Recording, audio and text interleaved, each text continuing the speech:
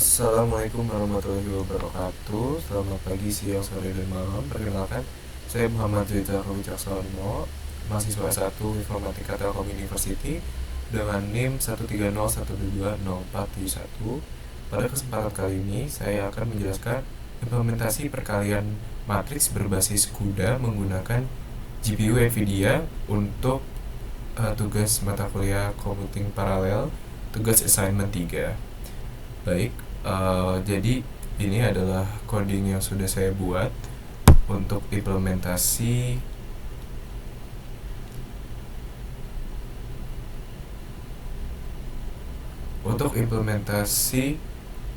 tugas perkalian matriks berbasis CUDA menggunakan GPU NVIDIA. Oke, jadi pada awalnya saya menggunakan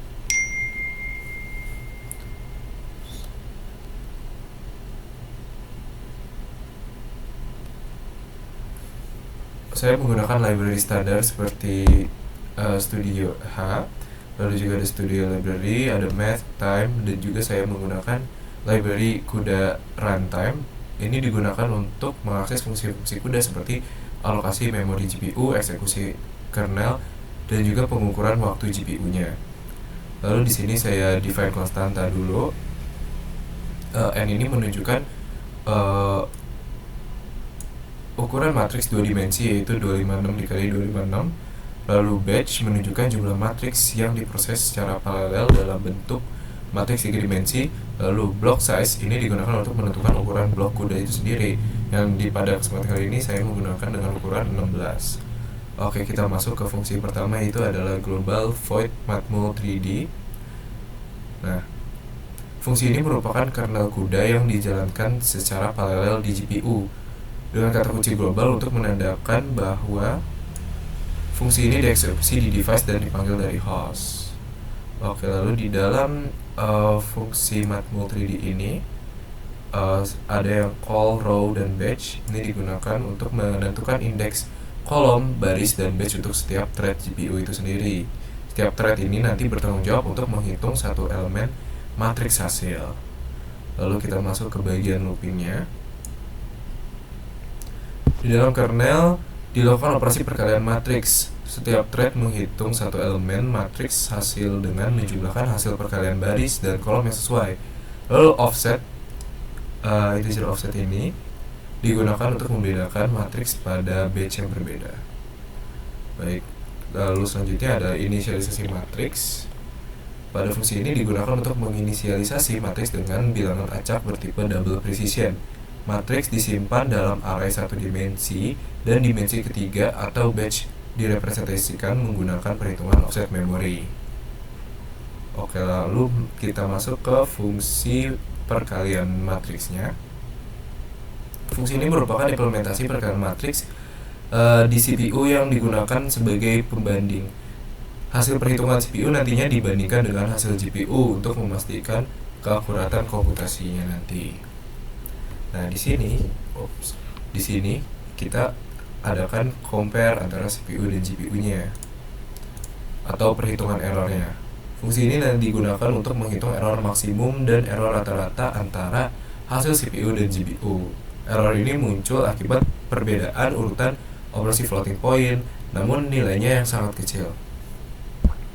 Oke, masuk ke fungsi utamanya, fungsi main. Di sini ada saya tulis rand 0. Rand ini digunakan untuk memastikan nilai acak yang konsisten.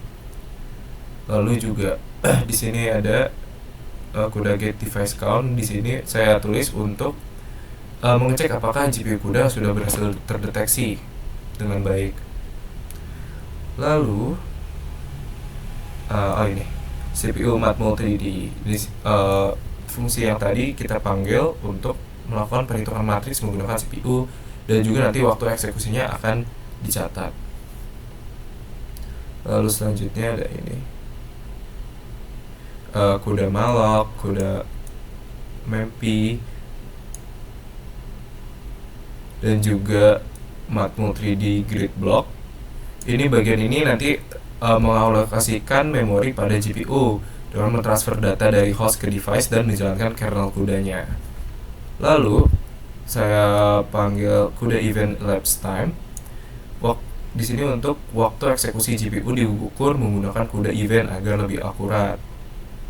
Lalu nanti hasilnya semuanya akan di print di outputnya dengan menampilkan waktu eksekusi CPU dan GPU serta menghitung nilai speed up-nya juga. Oke, kalau kita jalankan di WSL di Ubuntu Linux dengan menjalankan file yang sudah saya buat, matrix mul 3D CUDA, sudah terlihat di sini CUDA device-nya found, berarti sudah terdeteksi CUDA device-nya. Setelah program dijalankan, pada bagian output dapat lihat bahwa sistem berhasil mendeteksi satu buah GPU CUDA yang menandakan bahwa komputasi GPU berhasil digunakan. Program kemudian menampilkan ukuran matriks yang digunakan, yaitu matriks 2 dimensi berukuran 256x256 serta batch sebanyak 4 yang menunjukkan bahwa program juga memproses matriks 3 dimensi. Selanjutnya ditampilkan waktu eksekusi CPU dan GPU dengan kalau CPU 0,113 second, sedangkan GPU time-nya sebesar 50,7043 milisecond. Berdasarkan hasil tersebut diperoleh nilai speed up sebesar 1,25 kali yang menunjukkan bahwa GPU mampu mempercepat proses komputasi dibandingkan CPU. Nah, dengan max errornya sebesar segini dan juga min errornya sebesar segini. Pada bagian lain, nilai error maksimum yang diperoleh berada pada order 10 pangkat minus 14, sedangkan error rata-rata berada pada order 10 pangkat minus 15. Nilai error ini, max dan min-nya, tergolong sangat kecil dan masih berada dalam batas toleransi komputasi presisi ganda atau double precision. Perbedaan ini disebabkan oleh perbedaan urutan operasi floating point antara CPU dan GPU, di mana GPU melakukan komputasi secara paralel. Dengan demikian, hasil komputasi GPU dapat dinyatakan valid dan sesuai dengan hasil komputasi CPU itu sendiri. Lalu untuk analisis computational cost-nya, kita lihat yang baris CPU time, GPU time, dan speed up-nya.